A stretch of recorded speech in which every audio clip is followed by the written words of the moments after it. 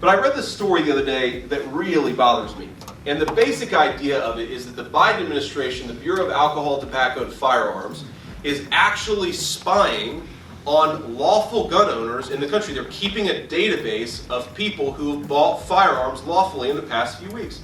And I actually bought a new rifle in the past 3 weeks. So I guess, based on the terms of this story, I'm now in the Biden administration's secret database. So I'm going to say the third thing I'm going to do. I'm going to first of all end that illegal database because they cannot collect information unconstitutionally on American citizens. I'm going to investigate who decided to collect information on American citizens in the first place, because we all know where this is going. If we allow this database to exist, that is eventually going to become an unconstitutional gun registry in this country. It's going to eventually lead to the Biden administration destroying people's Second Amendment rights, and I'm not going to stand for it. We need to stop that. We need to investigate who did it. And the third thing we need to do, we need to just abolish the Bureau of Alcohol, Tobacco, and Firearms in the first place. Why does it exist if it's not preventing the gun running on the southern border by the drug cartels, but it's spying on American citizens exercising their constitutional rights? Huge news. Donald Trump just picked Senator J.D. Vance for his vice presidential running mate. Today, we're going to take a look at J.D. Vance and how his candidacy will affect gun owners. Hi, I'm Ben, and you're watching the Minuteman Moment. Now, before we get into the video, I wanted to take a second to tell you about GOA's first ever convention, Goals. The Gun Owners Advocacy and Leadership Summit will be held in Knoxville, Tennessee this August 17th and 18th. Be sure to come and see some of your favorite companies and two-way creators like John Lovell from Warrior Poet Society, Brandon Herrera, and our title sponsor, Brownells. They'll be fun for the whole family, so be sure to register now at gunowners.org/goals. I'll see you there.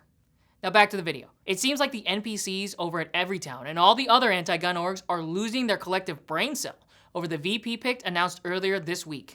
Now, my mamaw died shortly before I left for Iraq in 2005. And when we went through things, we found 19 loaded handguns. The thing is, they were stashed all over her house, under her bed, in her closet, in the silverware drawer.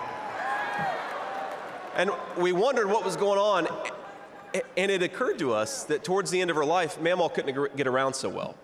And so this frail old woman made sure that no matter where she was within arm's length of whatever she needed to protect her family. That's who we fight for. That's American spirit. Just look at all the coping they're doing. But honestly, if I was an anti-gun loser, I'd be seething too, because J.D. Vance is the most pro-2A pick for the White House we've seen in decades. Just listen to some of the excellent stances he has on the Second Amendment. Yeah, that's exactly right, Tucker. So you think about it, this database is ultimately a backdoor to a gun registry in this country. And if you look at what liberals have done in Europe, at what they've done in Australia, once you allow gun registry, you effectively allow the disarming of your citizenry. This is ultimately about destroying the Second Amendment, just as the Democrats' alliance with big tech is about destroying the First Amendment. And my basic argument here, Tucker, is look, if the Democrats are going to ignore the heavily armed drug cartels on our southern border, but use the ATF to go after law-abiding citizens, why don't we just get rid of the ATF? I couldn't have said it better myself. Gun registration always leads to gun confiscation. We've got to get rid of ATF's illegal, digital, searchable gun registry.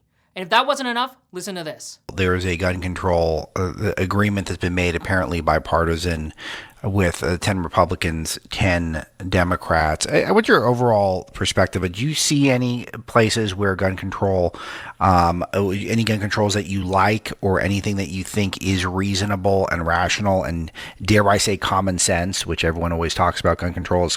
There's always these common sense reforms that none of us can agree on, even though everyone declares they're common sense. Or are you like me, where this is just slippery slope, but don't give an inch? What's your take? Where do you come down?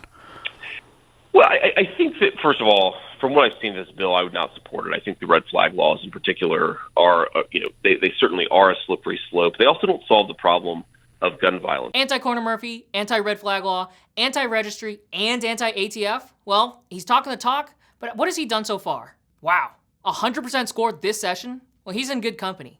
Vance is only one of 4 senators who have scored perfect this year, those being Senator Braun, Senator Lee, and Senator Paul. Those are some great names to be associated with. Now let's review that score sheet. so you can see exactly how J.D. Vance voted. Let's get some of the most obvious ones out of the way first. Senator Vance voted yes on both the Congressional Review Act to end the Biden pistol brace ban and to end the Veterans Fiduciary Rule. These were GOA priorities for the year, and we worked with the Senate Republican leadership to get as many Republicans on these bills as possible. So let's see how Senator Vance voted when it wasn't with the party line. We're happy to report he's one of the good guys, voting down not one, but 2 funding bills that contained anti-Second Amendment language. First, he voted against a funding bill that had tens of millions of dollars to fund the anti-gun CDC and NIH gun control research. He was one of 23 Republicans to vote against the bill, even though the bill passed with a total of 74 votes. Now, like we said in the past, most of Congress will stomach all the gun control in these big bills because they want to return to the status quo. They're happy to trade your rights to keep the government running. We're glad to see that Senator Vance stood up in opposition. And for the second bill, Senator Vance voted against the National Defense Authorization Act, aka the military's funding bill, that included the Undetectable Firearms Act. He was one of 4 Republicans to vote against this bill. This isn't just some regular run-of-the-mill funding bill, though. This is the funding bill for the military. Often, those who vote against the NDAA will be characterized as anti-military, but that's a bunch of swamp talk.